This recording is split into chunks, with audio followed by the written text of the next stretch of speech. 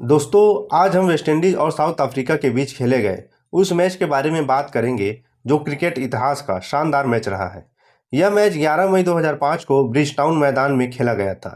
West Indies के कप्तान शिवनारायण चंद्र Paul ने टॉस जीतकर साउथ अफ्रीका को पहले बल्लेबाजी करने को कहा और साउथ अफ्रीका की तरफ से पारी की आगाज करने के लिए साउथ अफ्रीका के कप्तान ग्रैम स्मिथ और बोस्टा डिपेनार बैटिंग करने आए और दोनों ने मिलकर साउथ अफ्रीका को शानदार शुरुआत दिया। इन दोनों ने मिलकर 7 ओवर में 42 रन जोड़ डाले और वेस्टइंडीज के बॉलर और कप्तान को परेशानी में डाल दिया और वेस्टइंडीज के कप्तान को सोचने पर मजबूर कर दिया कि अब किस बॉलर को बॉलिंग दिया जाए जो वेस्टइंडीज को पहला विकेट दिला सके। लेकिन वेस्टइंडीज के कप्तान ने अपने प्रमुख बॉलर यान ब्रैडशॉ को बॉलिंग दिया और ब्रैडशॉ ने इस ओवर की दूसरी गेंद पर साउथ अफ्रीका के कप्तान ग्रैम स्मिथ को आउट कर दिया और वेस्टइंडीज को पहला विकेट दिला दिया। ग्रैम स्मिथ ने अपनी इस पारी में 29 गेंदों पे 28 रन बनाए। उसके बाद बल्लेबाजी करने आए जैक कैलिस ने शानदार शुरुआत की और बोस्टा डिपेनार के साथ मिलकर टीम के स्कोर को तेजी से आगे बढ़ा रहे थे और उधर दूसरी ओर डिपेनार ने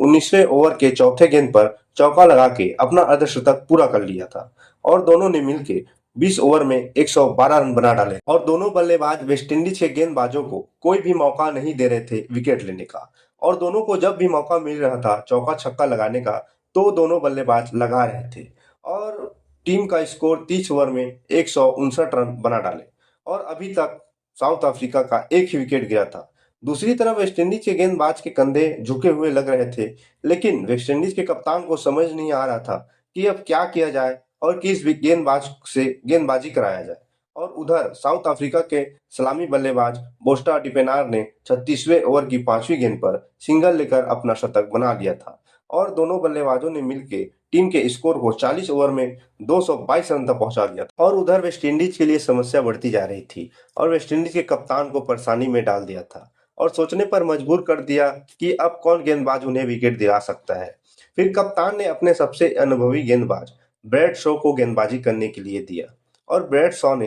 खतरनाक हो रहे डिपेनार को आउट कर दिया और 196 रन के साझेदारी को तोड़ दिया और वेस्टइंडीज को दूसरा विकेट दिलाया। उसके बाद फिर साउथ अफ्रीका के बल्लेबाज तेजी से रन बना ही नहीं पा रहे थे और तेजी से रन बनाने के चक्कर में जैक कैलिस 47वें ओवर की पहली गेंद पर आउट हो गए और उस समय साउथ अफ्रीका का स्कोर 251 रन था और 3 ही विकेट गंवाया था और अब लग रहा था कि साउथ अफ्रीका 300 रन आसानी से बना लेगा, लेकिन वेस्टइंडीज के गेंदबाजों ने शानदार वापसी करते हुए साउथ अफ्रीका को 284 रन पर रोक दिया और वेस्टइंडीज को 285 रन का लक्ष्य मिला। वेस्टइंडीज जब इस 285 रन का पीछा करने उतरा तो उनके सलामी बल्लेबाजों ने शुरुआत तो बहुत ही शानदार की और पहले 10 ओवर में 47 रन जोड़ डाले बिना कोई विकेट गंवाए और उधर क्रिस गेल शानदार बल्लेबाजी कर रहे थे, लेकिन उनके साथी मार्शल बहुत ही धीरे बल्लेबाजी कर रहे थे और गेंदबाज उनको बहुत ही ज्यादा परेशान कर रहे थे और लग ही रहा था कि मार्शल ज्यादा देर तक नहीं खेल पाएंगे और वैसा ही हुआ। मकाया एंटनी ने 11वें ओवर की आखिरी गेंद पर मार्शल को आउट कर दिया और मार्शल ने 36 बॉल में मात्र 16 रन बनाए और उसके बाद अगले ओवर में ही रामनरेश सरवन भी आउट होकर चले गए और उस वक्त टीम का स्कोर 49 पे 2 विकेट था और 2 विकेट गिरने के बाद क्रिस गेल भी थोड़ा धीरे खेलने लगे और टीम का स्कोर मात्र 20 ओवर में 81 रन ही था और वेस्टइंडीज को 30 ओवर में 204 रन और बनाने थे और साउथ अफ्रीका के गेंदबाज खतरनाक गेंदबाजी करने लग गए थे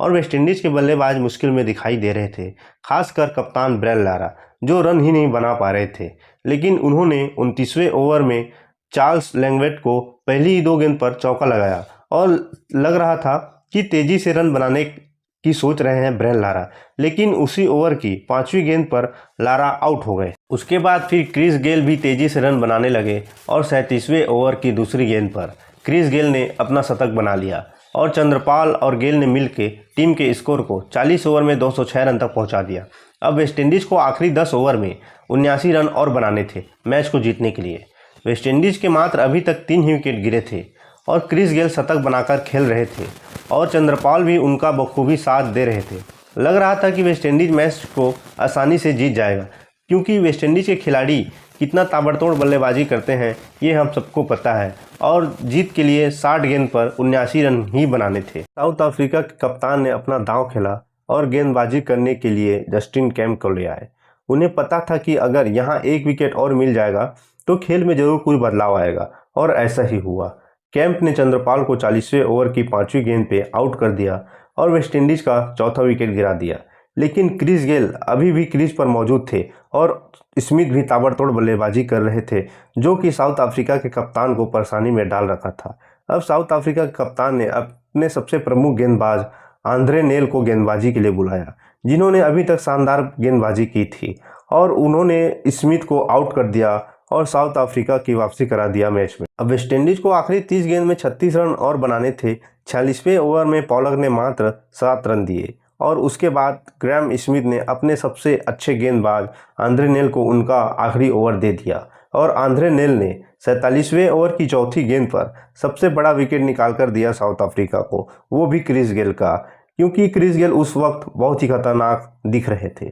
वेस्टइंडीज को अभी भी 20 गेंद पे 27 रन और बनाने थे, और ब्रावो और ब्राउन ने टीम के स्कोर को 49वें ओवर में 281 तक पहुंचा दिया, और अब आखिरी ओवर में वेस्टइंडीज को 6 गेंद पर 4 रन और बनाने थे। साउथ अफ्रीका की तरफ से आखिरी ओवर डालने के लिए चार्ल्स लेगवेल्ड, जिन्होंने पहली 2 गेंद पर 2 रन ही दिए थे। अब 4 गेंद पे 2 रन बनाने थे वेस्टइंडीज को। लग रहा था कि अब वेस्टइंडीज मैच आसानी से जीत जाएगा, लेकिन चार्ल्स लेगवेल्ड ने शानदार गेंदबाजी की और आखिरी तीनों गेंद पर 3 विकेट लेकर साउथ अफ्रीका को मैच जिता दिया और उस मैच के हीरो बन गए। और यह मैच क्रिकेट इतिहास का एक सबसे बेहतरीन मैच था, जो दर्शकों का दिल जीत लिया। ये और शानदार रोमांचक मैच के बारे में जानने के लिए हमें लाइक और सब्सक्राइब कीजिए और अपने दोस्तों को शेयर कीजिए।